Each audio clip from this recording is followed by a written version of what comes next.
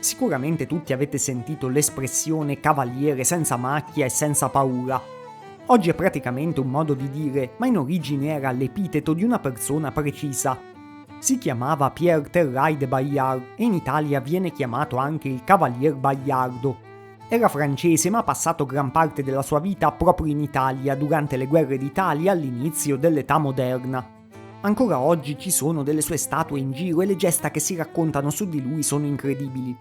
Se non fosse che quello che sappiamo tradizionalmente sulla sua biografia è quasi del tutto falso. Insomma, era una specie di influencer per propagandare buoni valori ante litteram.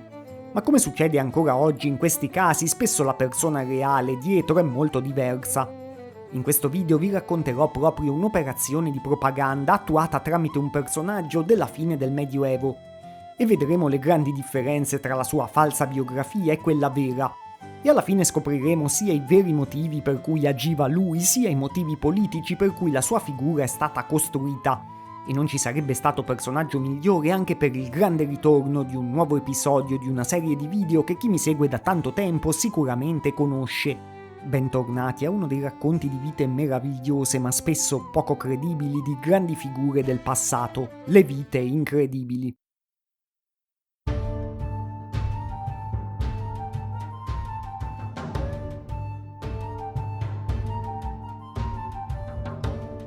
La maggior parte delle gesta incredibili di Bayard proviene da una sola opera biografica che è stata scritta da un certo leale servitore.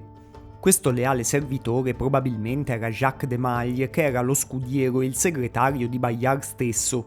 Quindi era una fonte estremamente di parte che scriveva con lo scopo preciso di raccontare la vita del suo signore come eccezionale. Bayard nasce tra il 1473 e il 1476 e nasce in un castello, come sembra ovvio per un cavaliere. A soli 11 anni viene mandato al servizio di un altro signore, che era una cosa tipica dell'educazione cavalleresca del tempo. Questo signore era Carlo I di Savoia, che ovviamente apparteneva alla famiglia dei Savoia che molti secoli dopo regneranno sull'Italia. Ma Bayard entra nella storia durante la famosa discesa di Carlo VIII in Italia, ovvero l'invasione francese del 1494.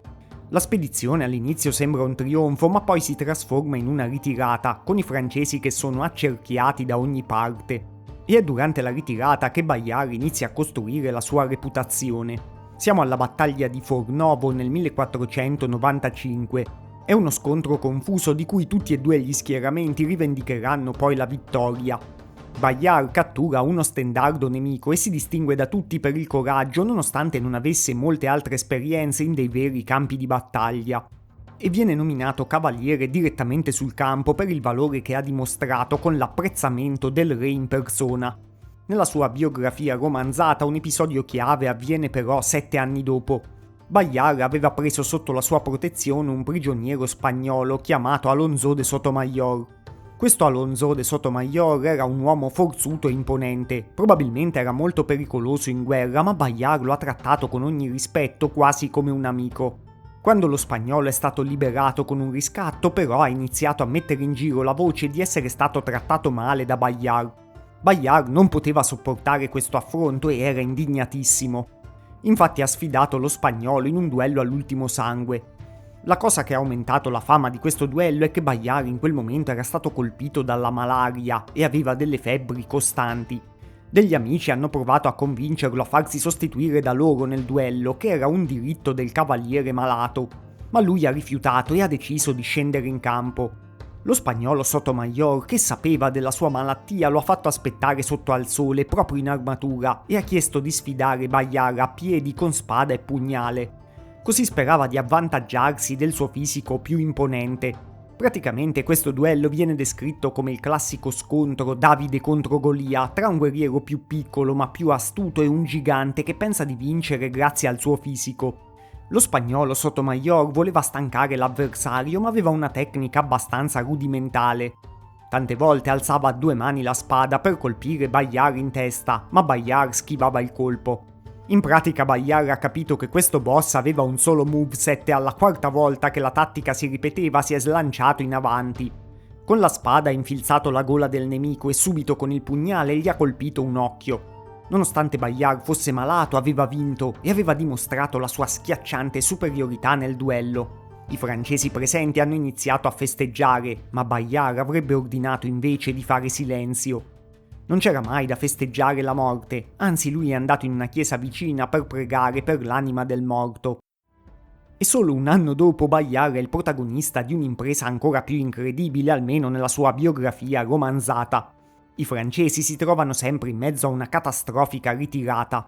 In questo caso devono scappare su un ponte di barche sul fiume Garigliano che oggi segna il confine tra Lazio e Campania. Bayard allora, armato di spada e di lancia, si piazza in mezzo al ponte e sfida da solo circa 300-400 uomini spagnoli. Intorno a Bayard piovevano frecce e lance, ma lui riusciva a schivarle e continuava a respingere quelli che salivano sul ponte. Insomma, Guts contro i 100 uomini gli fa ridere. Queste gesta avrebbero portato a Bayard anche l'amicizia e il rispetto di uno degli uomini più ricchi e potenti di Francia, Carlo di Borbone-Montpensier. Nel 1512 Bayard sarebbe stato tra i primi a salire sulle mura pure durante l'assedio di Brescia, ma avrebbe dimostrato anche di essere il più magnanimo dei cavalieri. Infatti venne ferito e venne ospitato nella casa di una nobile signora. Per proteggere le due figlie della donna dai saccheggiatori vegliò su di loro. Alla sua partenza la madre gli offrì una ricca ricompensa, ma Bayard rifiutò il denaro e lo donò interamente come dote alle due ragazze. Nonostante fosse un francese venuto a invadere l'Italia, la sua biografia ufficiale dice che era celebrato pure dagli italiani e da tutti i suoi nemici. Infatti in un altro caso si è ritrovato all'accampamento dei suoi nemici Massimiliano I e Enrico VIII, che era il famoso re inglese, quello che cambiava sempre moglie. Era stato sconfitto in battaglia, ma ha rifiutato di passare dalla parte dei nemici e di pagare un riscatto, perché diceva di essere andato volutamente al loro accampamento.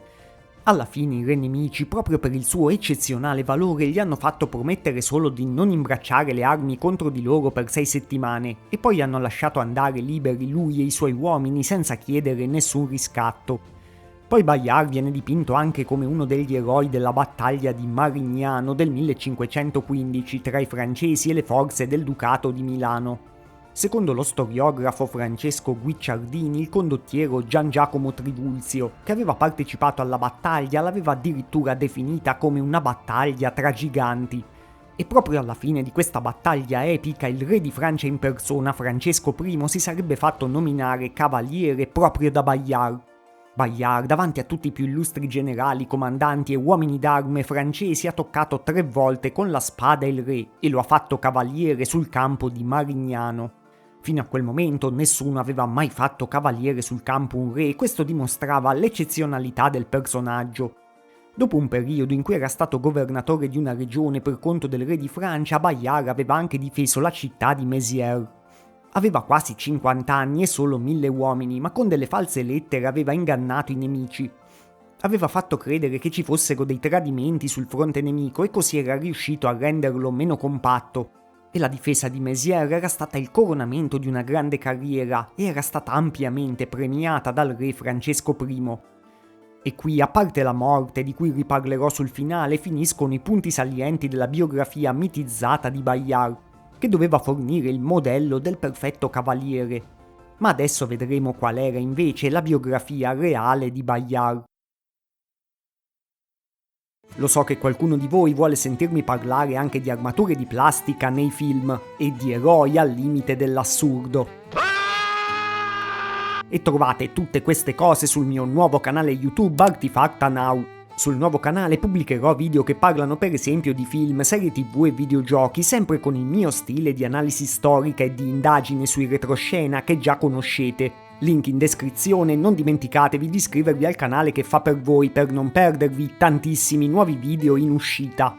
Tornando al nostro Bayard, bisogna capire perché sia stata costruita quella biografia con un uomo che difende da solo un ponte contro 300 o 400 nemici, che non è proprio una cosa molto credibile. Nel 1525 il re Francesco I di Francia aveva subito una disastrosa sconfitta a Pavia e lui stesso era stato catturato. La nobiltà francese era stata umiliata. La Francia quindi aveva un disperato bisogno di eroi per risollevare il morale e riabilitare l'onore della propria aristocrazia militare. Bayard era morto nel 1524, cioè prima del disastro di Pavia, e quindi era il candidato perfetto per incarnare una specie di virtù militare perduta. I francesi, visto che perdevano sul campo, provavano ad ancorarsi a una presunta superiorità morale dell'antica cavalleria medievale. Infatti nel suo mito Bayard doveva essere contrario alle armi da fuoco e doveva essere sempre veramente fedele alla bandiera, diversamente per esempio dalle truppe mercenarie che combattevano per il Sacro Romano Impero. Doveva essere ammirato anche dai suoi nemici per la sua moralità cavalleresca. E la biografia di Bayard fu strutturata ricalcando i cliché della letteratura cavalleresca medievale, come quelli che si trovano nel ciclo arturiano e nel ciclo dei paladini di Carlo Magno. E in teoria questo modello avrebbe dovuto anche ispirare le nuove generazioni di cavalieri francesi. In realtà però Bayard fu un cavaliere sì probabilmente coraggioso, ma non molto diverso da tantissimi altri del suo tempo. E non fu per niente il fulcro delle guerre d'Italia come il suo biografo lo dipinge. Probabilmente venne scelto come modello proprio perché aveva catturato quello stendardo nel 1495 a Fornovo, quando era giovanissimo. In quel momento l'assalto di Bayard era stato spinto da una fortissima fame di ascesa sociale ed economica di un giovane nobile di provincia che non aveva un grande patrimonio. Infatti anche quel castello in cui era nato, di cui ho parlato prima, non è proprio quello che ci immagineremmo oggi come castello. Esiste ancora adesso, in realtà è più una villa di campagna fortificata.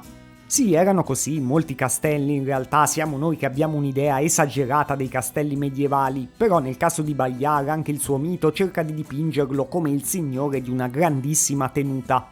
Tornando a Fornovo, poi nella realtà il re aveva fatto cavalieri insieme a lui tanti altri sopravvissuti di quella stessa battaglia, e questo gesto era servito per ringraziarsi i suoi combattenti in un momento particolarmente difficile. Ma la cattura dello stendardo è un episodio che viene considerato vero e diventò veramente celebre tra i francesi. Fu il momento principale in cui la vera biografia storica di Bayard coincise quasi perfettamente con quello che poi sarà il mito letterario. Questo episodio avrebbe fornito la materia prima autentica su cui poi i propagandisti avrebbero costruito per 30 anni dopo tutte le altre falsità romanzate della biografia di Bayard. Per esempio già il duello con il gigantesco Alonso de Sotomayor in realtà sarebbe andato molto diversamente. Bayard aveva preteso un riscatto in denaro sproporzionato, per questo Sotomayor si era lamentato di lui. Sotomayor poi scelse il combattimento a piedi non perché era disonorevole o puntava solo sul suo fisico, ma semplicemente perché la scuola d'arme spagnola all'inizio del Cinquecento eccelleva nel corpo a corpo ravvicinato a piedi, mentre la cavalleria pesante francese era tecnicamente superiore nei duelli in sella, e era un diritto di Sotomayor scegliere il tipo di duello da affrontare. La biografia di Bayard insiste sul fatto che lui pianse sul corpo del nemico ucciso, mostrando una magnanimità tipica dei santi cavalieri. Nella realtà probabilmente Bayard rivendicò subito il corpo e le ricche armi del defunto come un bottino di guerra legittimo. La storia del ponte poi si capiva chiaramente che fosse esagerata, almeno ai nostri occhi moderni, anche se succede spesso che nei resoconti storici medievali o antichi i numeri vengano esagerati e le gesta vengano estremizzate. Infatti in quell'occasione sul Garigliano Bayard guidava in realtà una postazione d'artiglieria e un contingente di fanteria. L'azione è stata collettiva e non è stata un'eroica impresa individuale. Come dicevamo prima, Bayard viene dipinto anche come l'archetipo del cavaliere medievale puro che rifiuta le armi da fuoco.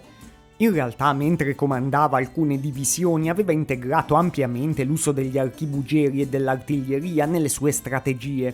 Anche nell'assedio di Brescia, Bayard fu probabilmente tutt'altro che un cavaliere senza macchia. I suoi uomini portarono avanti un saccheggio violentissimo. Addirittura il famoso matematico Niccolò Tartaglia venne ferito nell'assedio mentre aveva solo 13 anni e per le ferite riportò poi una difficoltà a articolare le parole. Questo è proprio il motivo per cui poi ha ricevuto il soprannome Tartaglia, che lui stesso ha accettato e ha utilizzato per tutta la vita per firmare le sue opere. Anche l'episodio della generosità verso le donne di Brescia è ricalcato in realtà su dei racconti di epoca romana e serviva a nascondere una realtà molto più cinica e materiale. Le donne nobili nei territori conquistati venivano regolarmente usate come ostaggi per ottenere dei grandi riscatti dalle famiglie. E proprio questa era la pratica in cui il vero Bayard eccelleva. Nella sua biografia viene dipinto come un uomo che non si interessa per niente al denaro. Al contrario, Bayard probabilmente aveva accumulato tutta la sua fortuna gestendo il business dei riscatti dei prigionieri. Praticamente la sua occupazione principale era proprio catturare dei nemici di alto rango. Infatti, se eravate attenti avrete fatto caso che praticamente tutti gli episodi salienti della sua vita girano intorno a delle catture di prigionieri per avere in cambio dei soldi. Una cosa che neanche la sua biografia romanzata riesce a nascondere più di tanto. Pure quando lui stesso si è trovato nelle mani dei suoi nemici Massimiliano I e Enrico VIII, la biografia ufficiale evita di inserire il denaro e dice che fu rilasciato solo sulla base del suo onore. E questo perché non conveniva mai tirare in mezzo il denaro nelle storie che riguardavano Bayard. In realtà invece il re di Francia ha dovuto pagare un riscatto per ottenere la sua liberazione. E i nemici hanno accettato di ridurre l'ammontare della cifra perché le condizioni della cattura non erano chiare, ma non avevano rinunciato del tutto al pagamento. La propaganda francese aveva trasformato questo episodio, che praticamente era basato su delle incomprensioni diplomatiche, su delle pratiche burocratiche, in un rilascio gratuito, che era basato solo sulla pura virtù di Bayard. Pure l'apice della carriera di Bayard, in cui fa cavaliere sul campo direttamente il re, è considerato un falso storico clamoroso dagli studiosi moderni. L'episodio non viene menzionato mai direttamente dopo la battaglia, ma compare solo molti anni dopo, proprio nella biografia di Bayard. E in realtà questo era anche contrario a qualunque cerimoniale che coinvolgesse il re e serviva per riabilitare la figura di Francesco I dopo le sue sconfitte, facendo vedere che era stato fatto cavaliere da un uomo onorevolissimo come Bayard. Ma anche se magari Bayard avrà goduto in parte mentre era in vita di questo mito, in realtà lui stesso era stato quasi un burattino nelle mani della propaganda del re di Francia. Se avete altri personaggi storici che vi interessano della storia antica e medievale, consigliatemeli nei commenti, e meglio ancora se hanno proprio una biografia enigmatica o dubbia come quella di Bayard. Sicuramente parlerò di qualcuno consigliato da voi in futuro, quindi non esitate a suggerirli. Comunque alla fine arriviamo alla morte di Bayard, che ci viene raccontata così nella sua forma romanzata. È il 1524 e Bayard è con l'esercito francese nei pressi del fiume Sesia. Sul fronte nemico ci sono le truppe spagnole e quelle del Sacro Romano Impero. In mezzo ai nemici c'è anche un famoso condottiero italiano, cioè Giovanni delle Bande Nere. Il cavaliere senza macchie e senza paura viene colpito da un colpo di archibugio alla schiena. Proprio come Giovanni delle Bande Nere muore a causa delle armi da fuoco. A questo punto viene raggiunto dal suo vecchio amico Carlo di Borbone, che è passato dalla parte dei nemici. Lui gli promette l'intervento dei migliori chirurghi dell'impero per salvarlo, ma Bayard gli avrebbe risposto: «Signore, non c'è bisogno che abbiate pietà di me, muoio come si conviene a un uomo d'onore, compiendo il mio dovere. Anzi, io ho pietà di voi, perché state combattendo contro il vostro re, la vostra patria e il vostro giuramento». Poi Bayard ha chiesto solo di essere appoggiato a un albero, per non dare le spalle ai nemici neanche nell'ultimo momento della sua vita. Ovviamente, come ormai avrete capito, anche questa storia probabilmente è stata inventata dopo. Già Carlo di Borbone e Bayard avevano una conoscenza solo superficiale. Il loro legame storicamente accertato è basato solo su un rapporto formale tra un altissimo feudatario e un capitano subordinato. Ma Carlo di Borbone ci stava a pennello in questo finale proprio per rappresentare la controparte vigliacca e disonorevole di Bayard. In più, criticare Carlo di Borbone poteva portare ai francesi anche le simpatie degli italiani. Infatti sarà lui stesso a lanciarsi all'avanguardia nel famosissimo sacco di Roma del 1527, eppure lui alla fine verrà ucciso da un colpo d'archibugio. Forse a averlo sparato era stato il famoso scultore Benvenuto Cellini. E forse pure un altro artista, cioè Michelangelo, ha usato la faccia di Carlo di Borbone per il Caronte del Giudizio Universale della Sistina, e l'avrebbe usata proprio per ricordare un traditore che, oltre ad aver tradito il suo re, aveva anche guidato un esercito protestante contro Roma. Ma in realtà non solo Carlo di Borbone era in conflitto con il re di Francia, pure lo stesso Bayard alla fine della sua vita era stato poco considerato e poco apprezzato dal re di Francia, o forse peggio era ritenuto solo un peso a livello politico. Il vero Bayard, ormai una persona matura e esperta, probabilmente criticava le scelte politiche e militari di Francesco I, e il re di Francia vedeva in lui solo un simbolo ingombrante del passato. Ma la disgrazia di Bayard in vita fu la chiave della sua glorificazione eterna dopo la morte. Dopo che Francesco I era stato catturato a Pavia nel 1525, la monarchia francese si era resa conto dell'errore di averlo emarginato. Per ripulire la coscienza del re e per dare un esempio a tutti gli altri cavalieri, la propaganda di corte aveva preso questo vecchio capitano trascurato e lo aveva trasformato nel mito ufficiale del regno.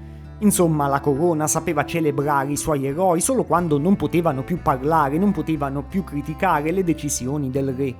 Anche per questo Bayard è il perfetto cavaliere influencer, se vogliamo usare le categorie moderne. Diventa famoso di colpo e utile finché un'idea è di moda, poi viene sfruttato e buttato via dallo stesso sistema in cui ha avuto successo.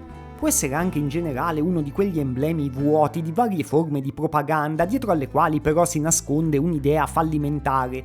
Infatti le stesse persone che vivevano al tempo di Bayard, ma che erano accorte e conoscevano la situazione politica, non erano cadute nella sua mitizzazione. Per esempio Machiavelli sottolinea proprio che i francesi erano ossessionati dal mito cavalleresco come poteva essere quello di Bayard, ma che questo mito non aveva più da diverso tempo nessuna corrispondenza con la realtà, era appunto solo una forma di propaganda e di apparenza. Secondo Machiavelli, la totale mancanza di pragmatismo dei francesi sarà proprio una delle cause della loro incapacità di mantenere il controllo sull'Italia. Infatti, nonostante i bei miti e le biografie dei loro eroi, i francesi alla fine perderanno del tutto le guerre d'Italia. Sarà invece proprio la Casa Savoia che era stata la prima a cogliere Bayard da giovanissimo a regnare sull'Italia molti secoli dopo. Il castello di Bayard verrà sequestrato dopo la rivoluzione francese all'ultimo signore di Bayard e rimarrà per molto tempo in rovina. È stato restaurato solo successivamente e oggi è una casa di proprietà privata. Per un periodo ha avuto degli spazi adibiti a museo, ma penso che adesso sia chiuso. E se non fosse per la biografia di Bayard, sia lui sia il suo castello sarebbero quasi completamente sconosciuti. E chissà se pensava che sarebbe rimasto conosciuto fino a oggi il vero Bayard, che probabilmente è morto non facendo tutto quel grande dialogo a Carlo di Borbone, ma come uno dei tanti soldati senza nome. Uno dei tanti colpiti dalle armi da fuoco nei pressi del fiume Sesia, mentre il sole già tramontava sul tempo dei cavalieri.